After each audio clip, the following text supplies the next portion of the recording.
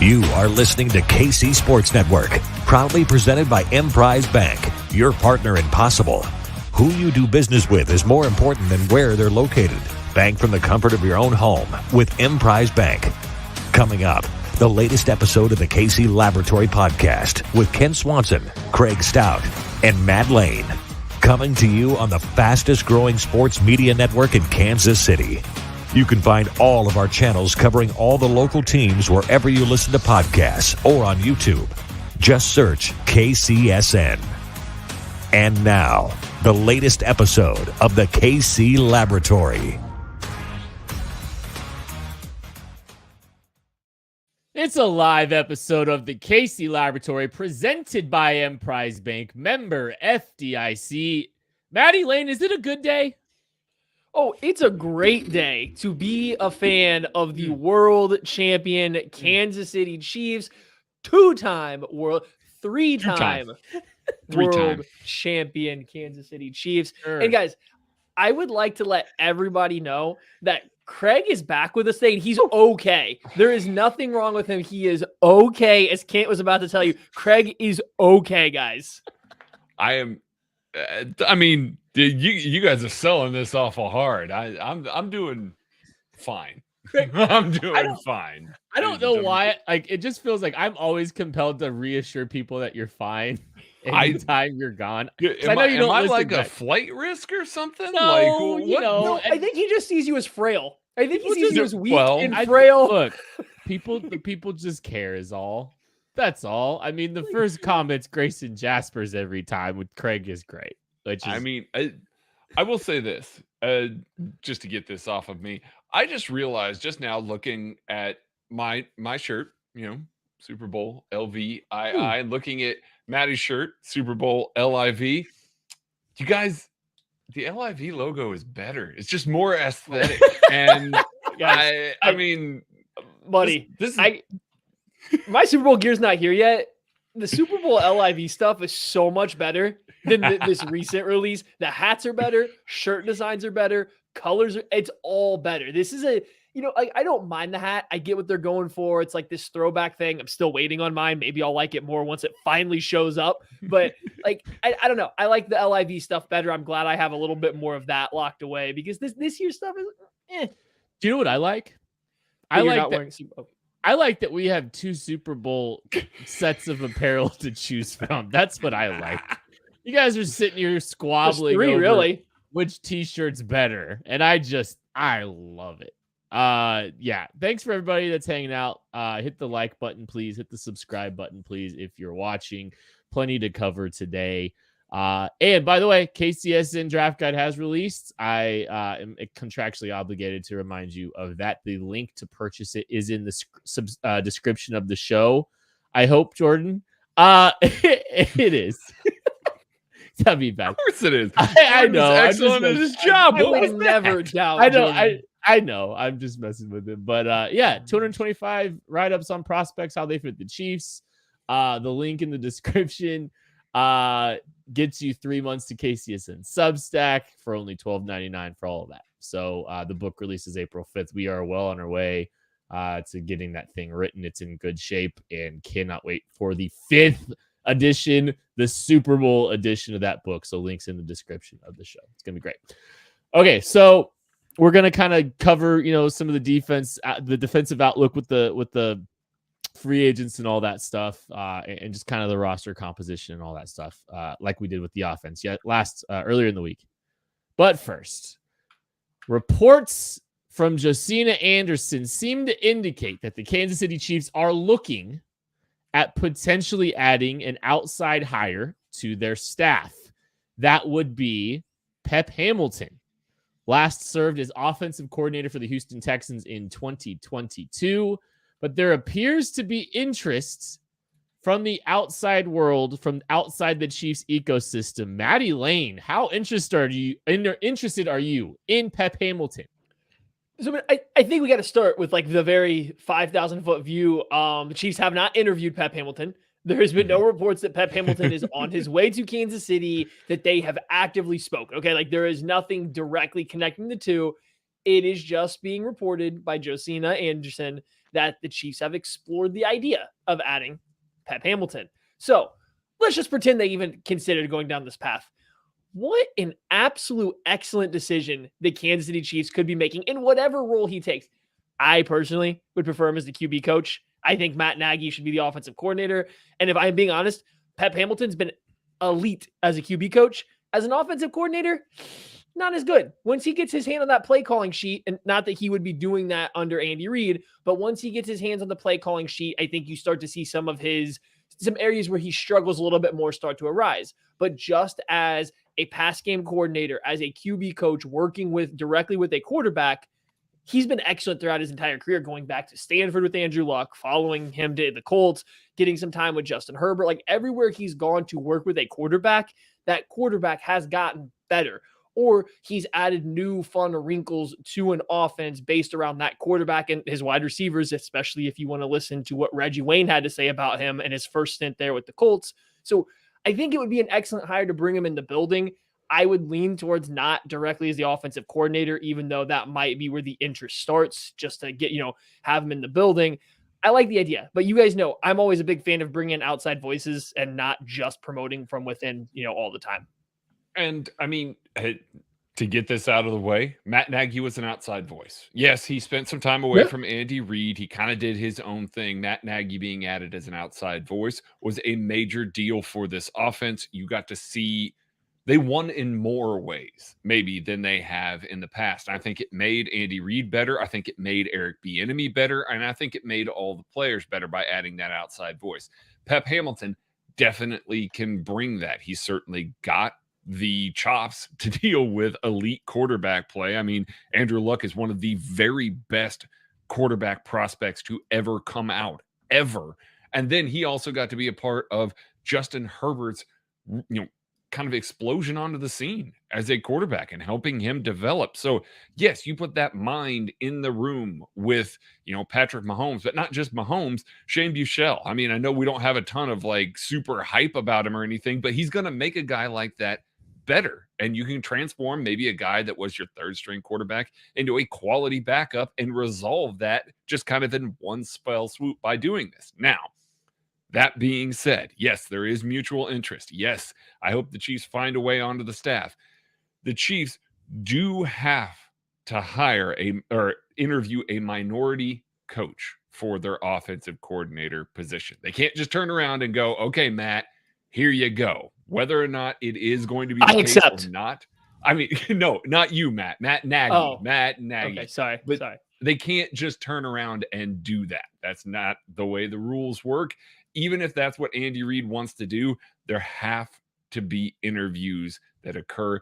This could be one of those, but I do think it's interesting the way that it's phrased by Jacina to say there is mutual interest between both parties on him joining the staff, not specifically for the offensive coordinator position, but him on the staff. I think that says a lot. Now, maybe he comes in, he interviews for offensive coordinator, and they turn around and they go, okay, we're going to promote Matt Nagy.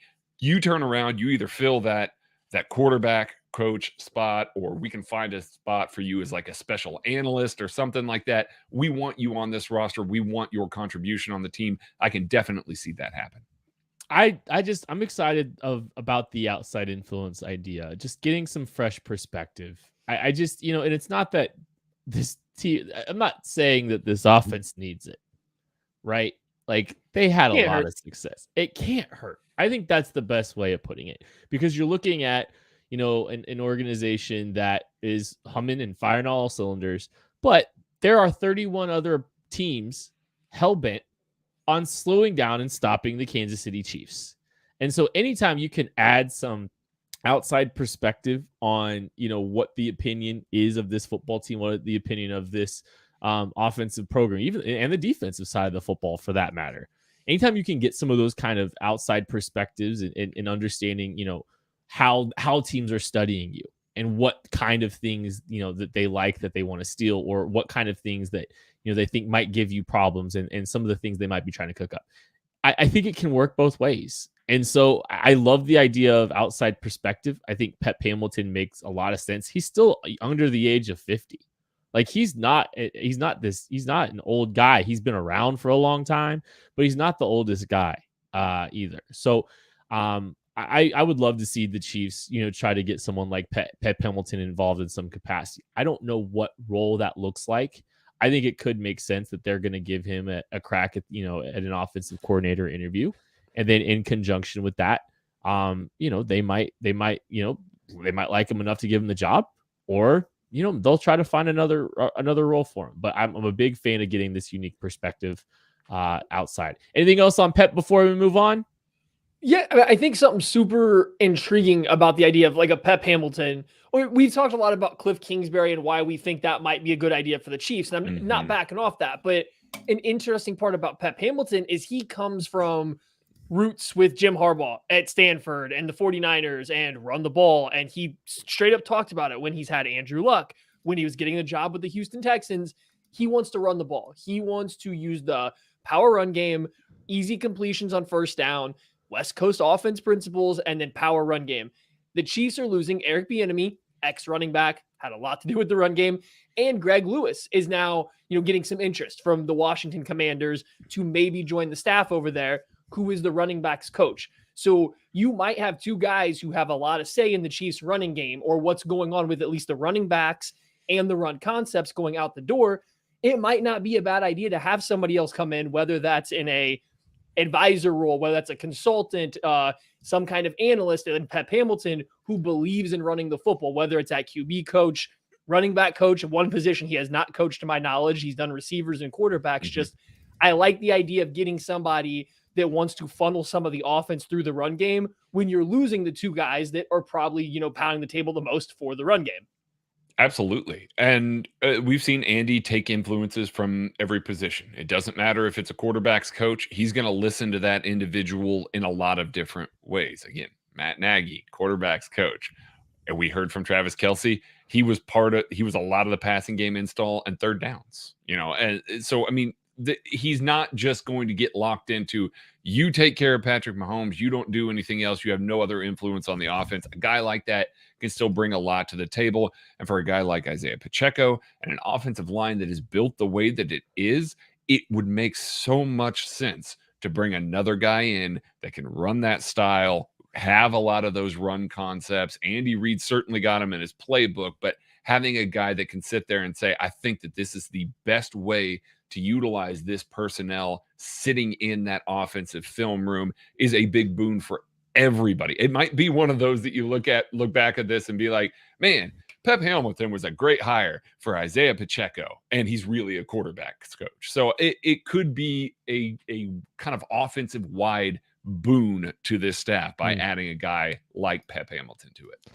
Hit that like button, hit that subscribe button if you're watching. Appreciate everybody that's watching. Pep Hamilton, there's potential interest in adding him to the Chiefs staff. We will see where that goes. And of course, we will be here at KC Sports Network breaking it down if the Chiefs do indeed add Pep Hamilton to the roster.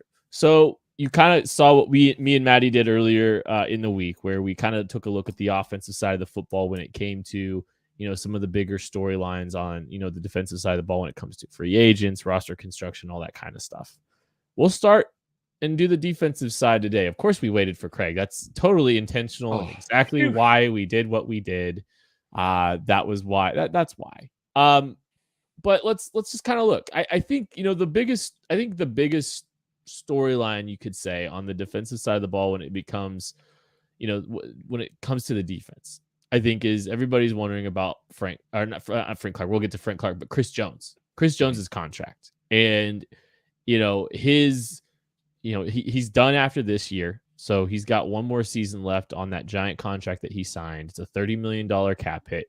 There's some cap relief to potentially be had if you extend him.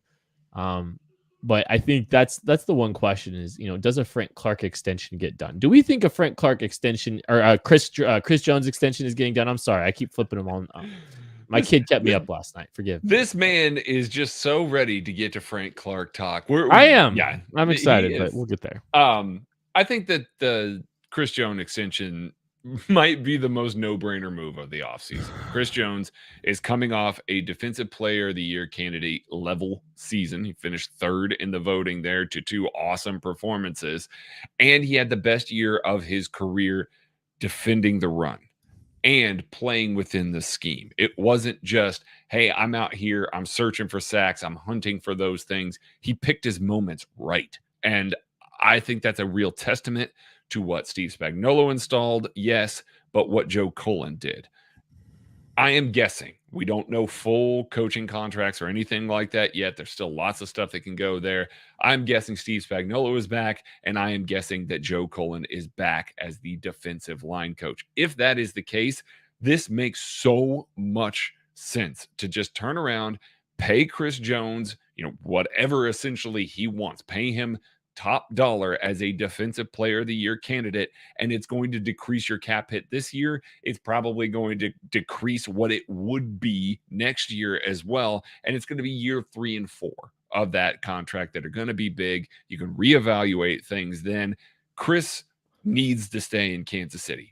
He is such a big factor in the pass rush, in the penetrative ability to stop the run, and also in the culture and the way that he's embraced being a leader. I think everybody saw the mic'd up of the Super Bowl. If you haven't yet, go watch Chris Jones getting the entire defense, exerting more energy than he is saving everybody else, trying to get everybody sit down, get your bearings. We're coming back on the field. It's coming anytime, and all that. That's the type of stuff that we haven't seen from Chris as much in the past. He has really embraced that role this year. I think it's just the most no-brainer move on this side of the ball to extend that man and free up cap space while keeping your best defensive player happy.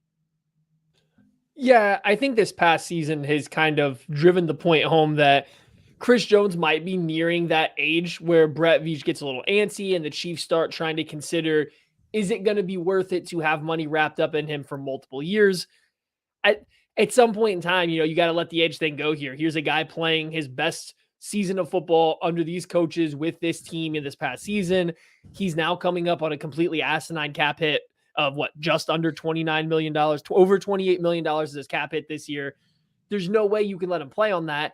And I don't think at his age, needing a brand new contract, at no point in time are you going to be able to get what's going to be fair value for his impact back in a trade. You're just not going to get what would be the equivalent of Chris Jones' value back in a trade. So unless you absolutely, positively, financially can't make it work, you have to extend them. And looking at the Chiefs, cap space in the next couple of years, nope, they got plenty of space in the future. They can definitely figure out how to make this work with Chris Jones. So extend them, save some money this year, keep him in Kansas City for a few more seasons. I think it's a no-brainer move. You could ask me last offseason, I'd be like, probably should trade him.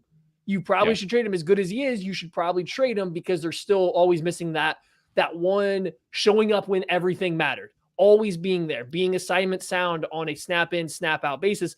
That all changed this year. It was all different. So he fixed the qualms that I would have had with paying him long-term at his age. So yeah, pay him. I'd pay him what he needs to be to stay around. You got to have someone to build the defense around right now. It's him and the rookie defensive backs. He had a career year. I know a lot of people, I think the year right before, I think the Super Bowl year, it was a fantastic season for him. I think this one was better because some of the gripes you might have had about the run game, I think he squashed a lot of those. I think he was better against the run. I think he was more gap disciplined when he needed to be. He wasn't perfect, don't get me wrong, but I think there was such consistency across the. It might be a little bit we see this version of Chris Jones, I think he's developed and grown into a leader, into a different kind of player than he was even, before his first contract. And so it's cool to see that. I think he's very obviously motivated at this point to continue to win rings here in Kansas City. You see him taking on a role of leadership with the experience that he's now developed, being in 3 Super Bowls, knowing what it's like to win, knowing what it's like to lose. And this guy's gonna be a instant Ring of Honor type guy when it's all said and done. And the Chiefs need to make sure that they secure his services for the foreseeable future. So I think you get a deal done with him.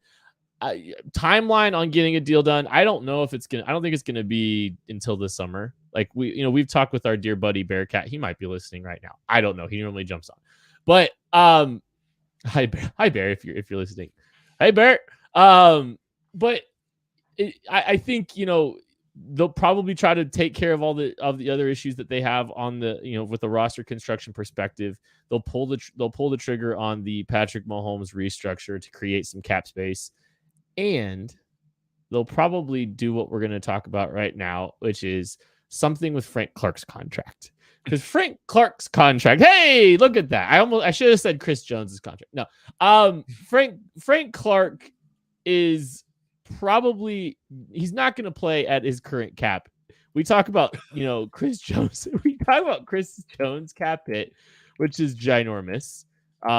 This year it's $28.29 million, $28.3 million. Frank Clark's is $28.7 million. Now 21 million of it can be given back to the Chiefs if they are to release Frank Clark, or they can extend him. They can restructure the deal for this year and next year. They can do something there to it. Maddie, what are you laughing about? Your explanation of his contract situation is the way you're dancing around it is great. It's killing me. What's so funny about this? He can give back $21 million. I didn't say give back. I did not they say can get back. They can get back. It might not pronunciating my words. If Frank Clark is cut, the Chiefs save $21 million and they only spend $7.6 million on him. So the idea that the Chiefs will keep Frank Clark at nearly $29 million cap hit is a little wild. So the question becomes, do they want to cut him and just eat, just under $7 million to save 21, or are they going to try to restructure something, extend him, and spread out some of this money for a few more years? The Chiefs notoriously do not like dead cap right now. Like that's been their thing the last few years. No dead cap. They want to be the lowest on the dead cap spending every year. So just straight cutting Frank Clark, that's probably all the dead cap they want to have for the entire season. Like they probably don't want to add a single other contract onto that, and it still might be too much, right? So they might have to get a little, they might have to finagle it a little bit. Now, the good news, the Chiefs almost always like to bring in some kind of veteran defensive end free agent, right? What if you just call Frank Clark that guy and then go actually get the real Frank Clark replacement somewhere else? I don't know. Just spitballing here, but they will have to figure out what to do with Frank Clark. They're also losing Carlos Dunlap to free agency as of right now. So that defensive end room is losing their two starters, their two best run defenders, their two most reliable, consistent players. If they don't keep Clark at this cap hit, they will have to figure out how they want to handle those two situations going into this. Thanks, Maddie. They gotta keep one of them. I think that they have to keep one of them. They might get one back. They might get one back. You might decide to get one of them back on your roster. No, I can see this team, especially with Steve Spagnuolo on the roster, Chris Jones on the roster, this team looking at Frank Clark and saying, hey, listen, we're going to be in the playoffs every year. Like Frank during the regular season is going to be good. We're going to be able to rely on him most of the time. We might deal with some health stuff. We might deal with some injury stuff. That's fine. When it comes time for January, guess what? We're going to get the best version of that guy possible. And there's a chance that if he stays in Kansas City, he's certainly going to have the opportunity to break the all-time NFL playoff sack record as a Chief. And that matters because he shows up in those biggest games when it counts. It is weird to say this as a Chiefs fan since birth, to say, hey, listen, I'm fine with making moves for the playoffs. I am fine with making moves for January and February, but that's exactly what it is. Now, Frank Clark, I know he likes it in Kansas City. He loves it here with Steve Spagnuolo. He likes playing next to Chris Jones. He certainly loves playing with Patrick Mahomes and not against Patrick Mahomes. You get to see the way that he's enjoying himself on the sideline in the Super Bowl. Like all the stuff with him at the mic'd up is great. The Jim Halpert looks that he's given to the camera, it's wonderful. He's having a good time. That matters to a guy like him. that has rings, that is trying to create a legacy and be, that guy on top of the mountain. Playoff sacks is awesome. That is an all-time thing. And Frank knows that there's not going to be a better chance for him to get it than here. So I can see him accepting an extension or a restructure or something of that measure to kind of kick the can down the road for a couple more years, reduce the cap hit this year, stay on this roster. I mean, certainly he's earned all the money, in my opinion. Like he completely made that contract up by showing up in the playoffs, but they got to do something about it. I can see them keeping him. All right, I'll try to talk faster for you this time, Matthew. The Chiefs have a lot of leverage in this negotiation with Frank Clark because $21 million can be saved if they cut him. There you go. Is that better? Okay, so what they could do, Significantly. maybe if you do a small extension, it's you add a year, you take a giant chunk of the money that you were due with on the base salary off. Maybe it's a signing bonus of 7 to 10 million, and then some base salaries of 5, 6, 7. You could pay him $10 to $12 million a year, somewhere in that range for the next 2 seasons. I don't think I'd hate that. I think I'd be okay with something close to that. Like, does that sound ridiculous to you, Matthew? I mean, I don't think so. I am bad at gauging what a player's salary is going to be based on what teams pay them. I can attempt to slot them compared to their peers, but it's really difficult for me to wrap my mind around what teams are going to pay for, what they're not. When I see Frank Clark, I see a guy that I think a lot of teams would have a lot of difficulty believing that they have confidence that week in, week out, he is going to be a player they can rely on. Week in, week out, you don't know if you're getting a $3 million player, a $14 million player. You just don't know what's coming out of him week after week. He's dealt with a lot of injury issues. We know that he got down to 220 some pounds. Is he passing every team's physical? Is he going to pass a physical for every single team, just dealing with some of the injuries and medical issues that he has? So there's a lot of stuff that is not on Frank Clark's side for maximizing his payday, right? There's a lot of stuff that isn't maximizing his payday. Now, end of the day, no matter what, Frank Clark is going to come home with a little bit of cash from the Chiefs, no matter how this situation plays out. Yeah. It's just a matter of, do the Chiefs want to give him more and spread it out over long term, or do they just want to give him, pretty much all of it right at once? It's okay, we're good. I think they should keep Frank Clark. I think at this point, looking at the numbers, there is not enough financial benefit to just go ahead and just straight cutting him and not having him around whatsoever. I think you saw this year, especially down the stretch, he is still very much a positive player. He helps the young guys. He shows up when it matters. Come playoff time, he turns it on a little bit. Even if you don't love him as a pass rusher, even if you think he's not as good as he once was or never was that good, go watch the playoffs again, right? Like, he matters out there on the field. He is not a negative player whatsoever. So keeping him around for that run, I think, makes sense at whatever ends up being a reasonable cost. I'm not going to attempt to predict it. It's so hard in his situation because he has no leverage. Yeah. Ask George Karlaftis how much Frank Clark means to this team. Mm-hmm. Now you want to talk to me about how you want to add another young defensive end. You want them to come up and be ready to play. Yeah, that defensive end is also going to benefit from Frank Clark being on this team.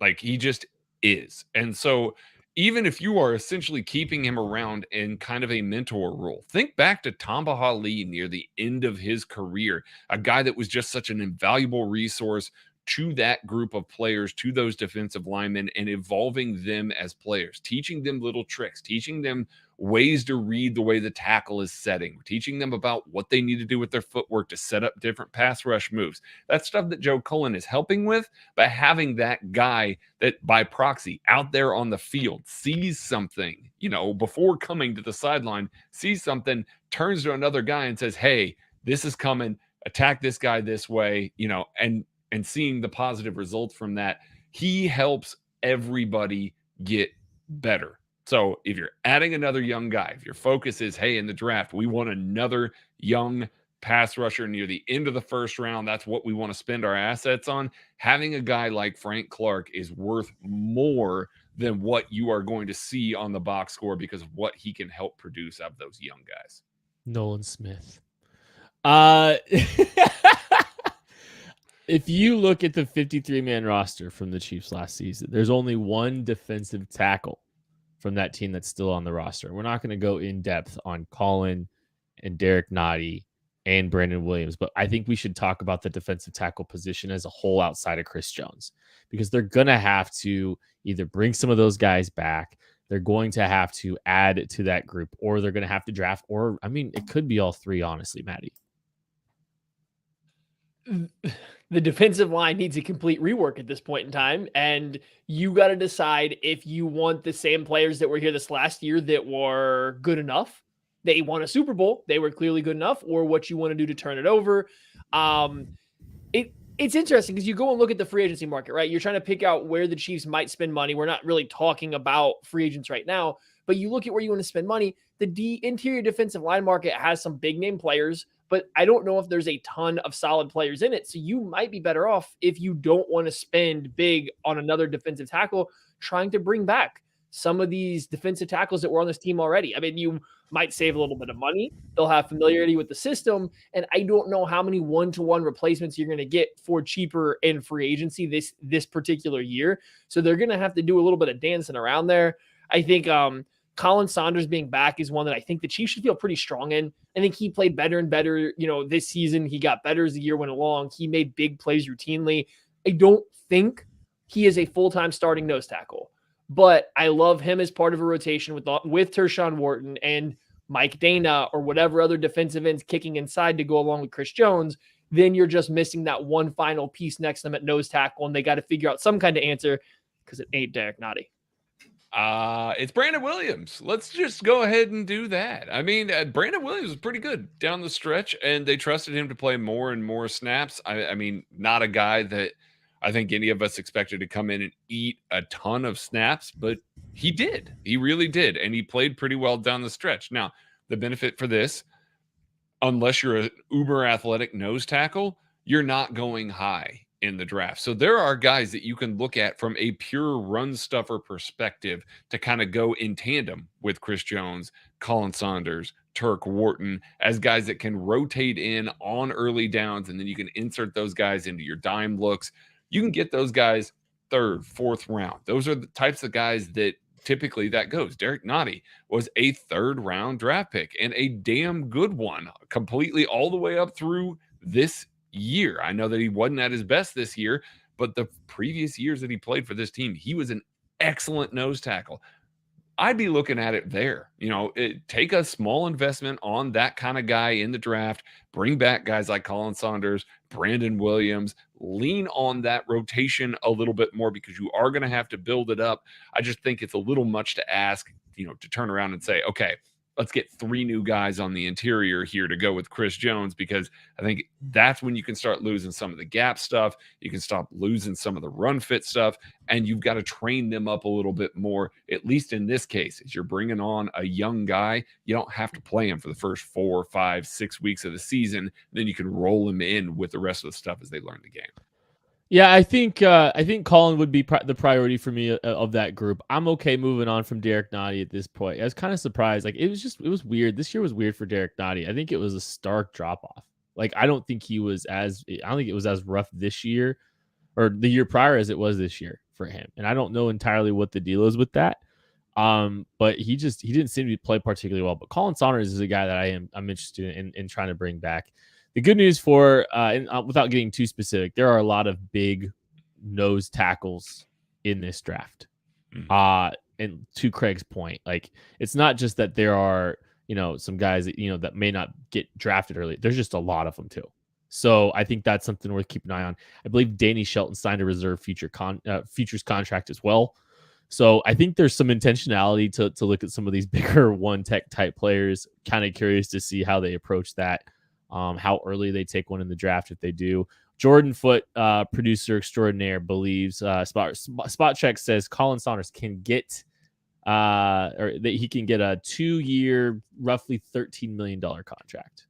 So that's kind of the projections right now for Colin Saunders.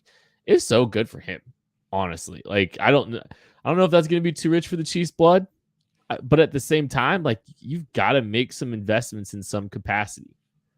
I would do that personally, just seeing how he came on under Cullen, and that's a lot of faith put into Cullen. But I would personally do that. $6.5 million a year, like, that's that's pretty light. So I would definitely do that. What do we think his snap count looks like once you have a full-time nose tackle and Tershawn Wharton is back? Yep. Like that's the only thing that I start to run into because Tershawn Wharton does Turk eat into Dana's snaps a little bit? I think so because I think he maybe did that's in the where, dime. Yeah, I think yeah. I think that might be part of your answer there, Matthew. Is all. Maybe I'm trying to think about it. Like he was forced into a bigger role this year because of the injuries that they faced and the snap counts. I mean, they took off. They took off bigger numbers as the year went on. Derek Nottie wasn't as good as they wanted, but then Tershawn Wharton going down kind of opened that door up for Colin a little bit more.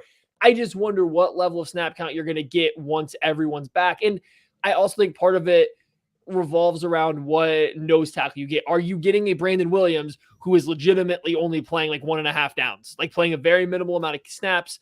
You're going to want to put Colin Saunders out there with Chris Jones more often than Brandon Williams because he can play, both against the run and the pass. But if you go out and you draft somebody or you pay a little bit of money to get a nose tackle that can be equally as good as Colin Saunders, if not better in both situations, I think it depends on how you really want to go about building the team. It's a steep amount of money for a guy that I think might still continue to be a role player at the nose tackle position. He has not caught a touchdown pass, damn it. And one of those is worth at least the $6.5 million by itself for me. Hit the like button, hit the subscribe button if you're watching. Appreciate everybody hanging out with us right now, or if you are listening or watching after we have gone live. Again, just a reminder, KCSN Draft Guide is available for pre-orders. There's a link to purchase in the description of this show. $12.99 gets you the book when it releases on April 5th. But in the meantime, gets you 3 months of KCSN Substack premium content, all the breakdowns that we're going to have on all the free agents that the Chiefs do inevitably sign, and all kinds of other sweet content as well. So make sure you take advantage of that. The link is in the description, whether you're listening on audio right now or whether you are watching this video. Juan Thornhill, is he the defensive player that gets paid the most this offseason? Like, it seems like there might be a little bit of love for Juan Thornhill in the free agency market, Maddie. I probably safety's weird, right? Yeah. Okay. No.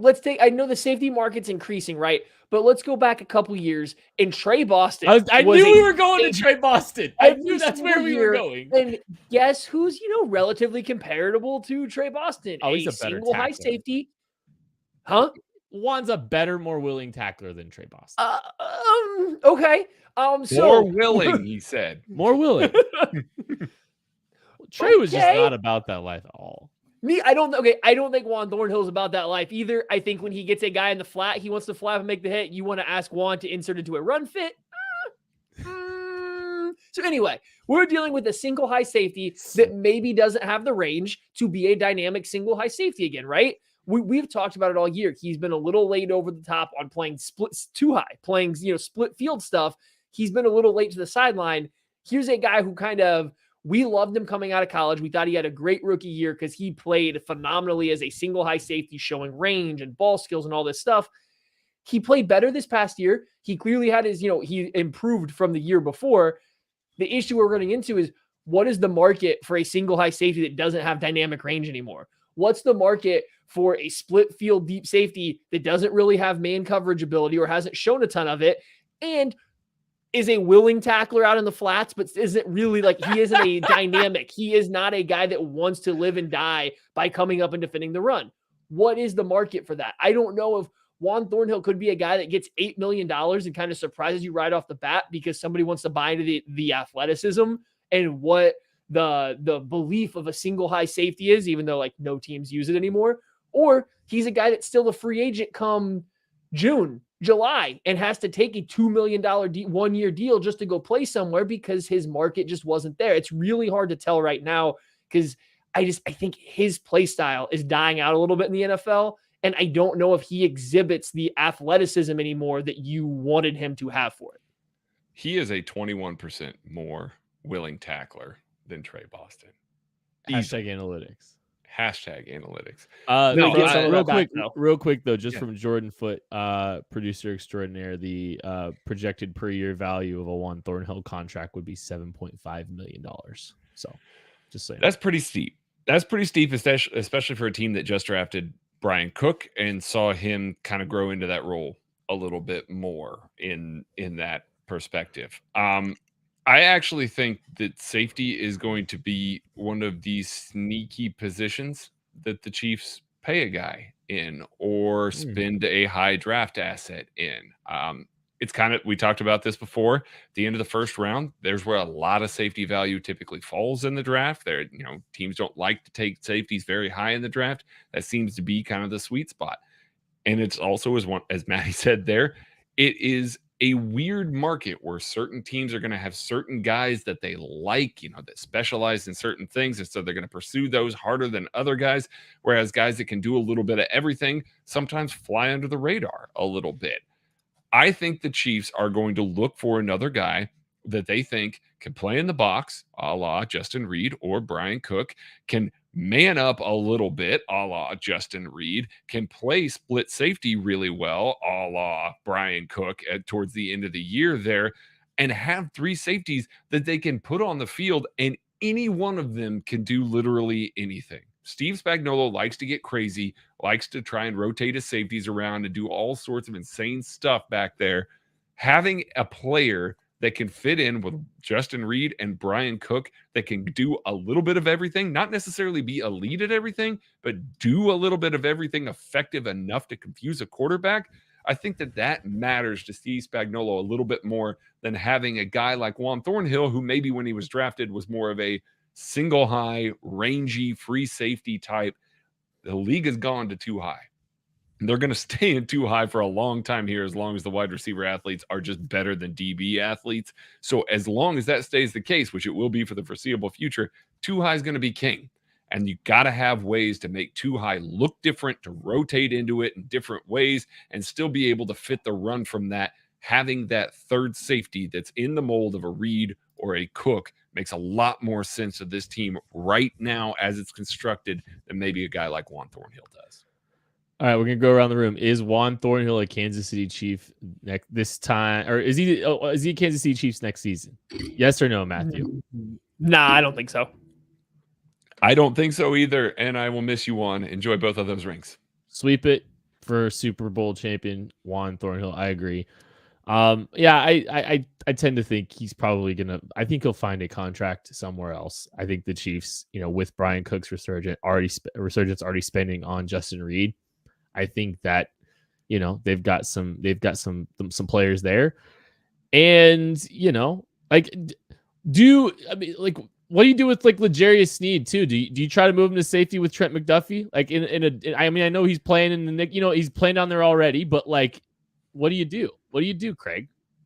I mean, I do what I talked about on 21 Questions this past weekend. I don't listen to that. Yeah. I know you don't. You don't listen to anything that we have to say. You weren't listening earlier. Did you know that? Did you know that I say you're okay after every episode, or every episode you're not on? So see, you don't listen to everything. Yes, I do. I do. No, you did. Maddie tells me.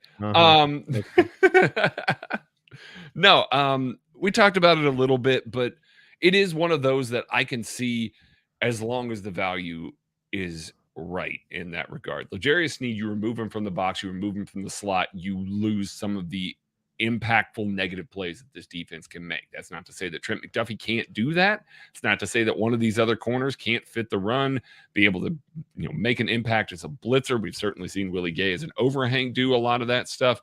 There are ways that you can get around that. I just think taking L'Jarius Sneed away from the box more often by rotating him into that safety position more regularly makes your defense worse as a whole because of the negative plays you'll be missing. Now, you may be a little more consistent. Maybe it's more regular 3-yard gains rather than, a -1 and a 7-yard gain, back to back. But those negative plays are so prized in today's NFL because they happen so infrequently, and it just makes offensive coordinators panic that I want L'Jarius Sneed close to the line of scrimmage, although I can understand the clamoring now that you've got 3 corners that you can trust, having a guy that can rotate back there because he certainly has done it before. He rotates into there when they go into some of that 2 robber stuff where they drop their slot corner. But I still think that I want L'Jarius Sneed in the slot close to the line of scrimmage. I think if this was something the Chiefs were seriously considering, they wouldn't have moved him to outside corner and having him start shadow wide receivers, right? Like you would wait until the offseason to make this change. But if you're sitting there in that room and you're just even starting to kick around this idea, I don't think you're going to move him to outside corner and then have him start dealing with playing into the boundary and trying to cover, DK Metcalf going vertically and stuff like that. I don't think that's the move. It would be a very hard left turn from the way they treated L'Jarius Sneed down the stretch of this past season. And cut straight to the chase. The reason that the Chiefs were able to get him on day 3 was because he got put in the safety position in college. And then they were like, maybe he should go back to corner. So I think it would work. I think he would find a way to make it work. I think he's a really good football player. I don't think that is the move that the Chiefs should go to. Keep your all 4 corners. Guys get hurt. Guys get dinged up. Maybe a young guy's confidence starts to wane and you have someone ready to go right there. There is no problem with having 4 quality corners in the NFL. We do not need to move one. I would say I don't know how thrilled L'Jarius Sneed would be about that either. On a contract year going from cornerback to safety. Yeah. That's the other thing from a L'Jarius perspective. I don't know how thrilled he would be with that either. It's just it's a hypothetical to think about because the Chiefs have a just absolute wealth at the cornerback position. It's kind of fun. It's a great position to be in. We'll see how they navigate the rest of that back 7 and what they do, what investments they make, if any, in free agency and the draft. It's going to be fascinating. We are just getting started with our offseason content. We cannot wait for you to see everything we've got going on leading up to free agency and the draft. It's going to be a lot of fun here on the KC Laboratory. It's going to be a lot of fun on KC Sports Network as well. If you've seen the KCSN draft show started already, I don't know how many, team specific channels have Matt Miller and Eric Galco on their shows every week, but we do. And we're really excited to be talking to those guys about the draft every single week leading up to it. Cannot wait for more. Make sure you click the like and subscribe button. We appreciate everybody hanging out with us. That's been the KC Laboratory for this week. We'll catch you later.